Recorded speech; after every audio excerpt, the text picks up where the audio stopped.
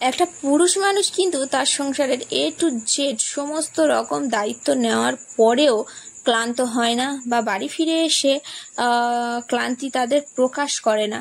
কিন্তু আমরা মহিলারা যদি কেউ একজন তার স্বামী ইনকাম না করে বা কম ইনকাম করে, তার জন্য যদি সংসারের দায়িত্ব আমাদের কাঁধে তুলে নিই, তখন কিন্তু সেই স্বামীর আর কোনো দাম থাকে না।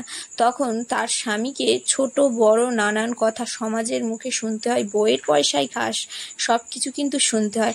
কিন্তু একটা ছেলে, সে তো সবসময় ইনকাম করে তার বাড়ির লোকের জন্য, কিন্তু একটা মেয়েকে বা বাড়ির বউকে কখনোই শুনতে হয় না যে তুই তো স্বামীর ইনকামে খাস, বা সেই কারণে তাকে কখনো কিন্তু ছোট করা হয় না। এটাকেই বলে সমাজ, এটাকেই বলে সমাজের নীতি, সমাজের রীতি। সমাজটা আমরাই তৈরি করেছি, সে ভালো সমাজ বলো আর খারাপ সমাজ বলো, আমরাই তৈরি করি। আমরাই খারাপ গুণগান গাই, আমরাই ভালো গুণগান গাই, তাই না? সমাজ এমন চলতেই থাকবে এমনভাবে। কি বলো বন্ধুরা?